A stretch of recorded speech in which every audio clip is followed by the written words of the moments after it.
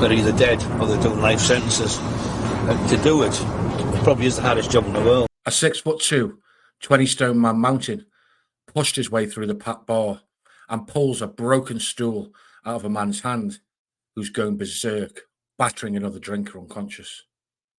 "Leave it, Allo. You're going to kill him," the big man orders as he pulls the stool and man off the beaten opponent. David Allo Allison turned round with a look of disgust on his face and shoved Brian Cockerill off him. It was the excuse the former friend of Lee Duffy needed. David Allison versus Brian Cockerill. Revenge for a fallen friend. David Allo Allison, from all accounts, was one of the lads, a popular figure in Middlesbro's frontline hooligan firm. He was well known for being a hard case and someone who wouldn't back down from anyone. In reality, Allison was not someone anyone would actively look to bully. That is, allegedly, unless you're Lee Duffy. It is said they were friends at one point, but for whatever reason, they had fallen out, and Lee had taken umbrage to the fact Allo wouldn't back down from him, and they had clashed on several occasions, with Duffy beating him up and attempting to humiliate him. Those I've spoken to say that Lee Duffy was a bully, but with a difference. He would actively look to bully those that were not used to being bullied. He wanted to take the reputation of any hard cases or fighters in Middlesbrough to cement his reputation as the main man. Perhaps that's why he wanted to assert his dominance over Allison, but unfortunately for Lee Duffy and his family, it ultimately ended in tragedy. The legendary hardman was shot on 2 separate occasions and once had petrol poured over him. But in August 1991, Duffy's life came to a violent end when he was stabbed during a brutal street brawl in Martin Road, Middlesbrough, aged just 26. David Allison and Lee Duffy had exchanged words at a blues party in the Afro-Caribbean Centre. It led to a violent altercation, with both men squaring off outside. Duffy attacked Allo, beating him to the floor, ending up on top in a grapple, overpowering the smaller man. A friend of Allison kicked a knife over to him to try and even the odds, which Allison, with no hesitation, plunged into Duffy to escape his clutches. Lee, realising he had been badly injured, ran up the street trying to flag a taxi, but tragically succumbed to his injuries. It's said Duffy was so feared, some celebrated his death. Not his friends and family, who mourned the loss of their loved one. A definite divide had cracked open in the community, which widened when Allo was found that he acted in self-defence and cleared of any wrongdoing. One of those who was in shock at the death of Lee Duffy was the notorious Brian Cockerill. It is said that Brian and Lee had partnered up for a short while, taxing dealers after they had fought each other and earned one another's respect. Both were big men and made a frightening force paired up together. Of course, with Lee Duffy dead and Brian suffering with severe injuries, people will suggest that they were not all that and just bullies. But whether you like them or not, it has to be said they were a dangerous force. In Stephen Richards' book, Viv Graham, the final chapter, in the section dedicated to Brian, it details the confrontation between Cockerill and David Allison. It states that Cockerill entered a bar and spotted Allo smashing another lad with a stool and feared there would be another killing, the way Allo was dishing out the beating. There's no reference to why the two men were fighting, but Cockerill says he went over and pulled the stool off Allison and pulled him off the man.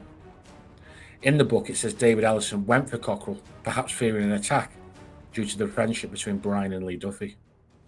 Brian states that he gave Allison the hiding of his life, knocking him out before bringing him to and knocking him out again.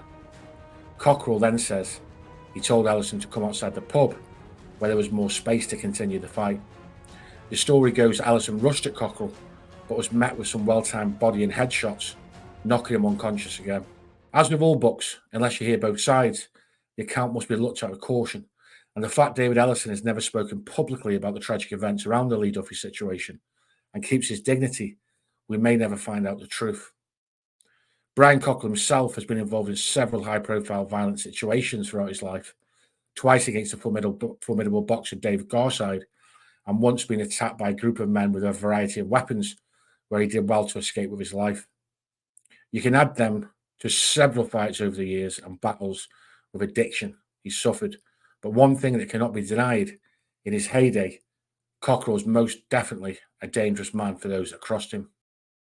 That was an interesting little story that I stumbled across, going through Stephen Richards' different volume of books in regard to the North East, the Viv Graham collection, whilst researching another documentary that I've got coming up, which is going to be a banger, and it's all about the North East sort of security wars and a certain event that took place where Andy Winder, who used to run a modelling agency and bodybuilding agency, lost his life. And this was during the John Goldfinger Palmer era and all the timeshare frauds and all that type of thing that was going on over in the reef. So that's going to be one to look forward to. I've not heard this story before. I'm sure some of my Northeast subs may have heard it, or people who have read more of the books than me on Viv Graham, Brian Cockerill, Lee Duffy, and all that kind of thing. But I thought it was interesting, nevertheless. David Allison has really kept himself away from the public spotlight over the years. I know there's been several pieces in the local newspapers and maybe the nationals. I think there was a situation maybe in the 2000s at some point where I think he was stabbed himself over, if it's the same person, over when following Middlesboro abroad against some ultras. I can't remember whether it was, I think it was in Italy. I'd have to have a look, but I'm sure someone can tell me in the comments. But from what I can tell from reading bits about him and speaking to some of the football lads, that he's held in quite high regard. And a lot of people did feel Lee Duffy was a bully. And for some reason, he had it in for David Allison. And I think that the evidence that was given in front of the court was enough for them to decide he had acted in self-defense. But Brian Cockerill, as we know, did spend time with Lee Duffy doing taxing. They had a fight against each other, which I touched on in the video. I'm sure most of you have heard what happened with that fight, but if you hadn't, Brian had bumped into Lee Duffy, and Lee Duffy was with a friend, and apparently Lee Duffy sniped Brian Cockerill with a punch. Cockerill sort of fell to the floor, but sort of got back up pretty quick and sort of overpowered Duffy, smashed him into some kind of doorway, and they were both sort of grappling, and it was sort of broken up, and they ended up somehow becoming friends after. And Duffy apparently respected Brian's strength, and they ended up taxing people together. Brian, of course, has got his own channel where he's got loads of stories on and stuff. I'll leave a link in the description for that. But from what I'm told, David Allison, yeah, he was respected. So I don't know who he was fighting with. I don't know what the situation was. But according to Brian in this book, obviously I've not confirmed it with Brian, but it was written in the book as if it was coming from Brian Cockerill.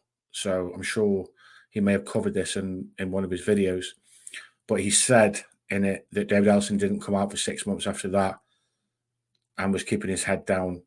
I know that David Allison also had a lot of tragedy in his life, which I'm not going to go into in detail, but it was mentioned in newspaper reports that I looked at, etc. So, both men, Brian Cockerill and David Allison, since the event have of course gone through the struggles, and I'm sure people in the comments can let me know whether they think this was true or if they'd heard about this confrontation that they both had. Of course, both men a lot older than they were at this time. We always look at historic stuff on this channel, but I thought it was well worth covering.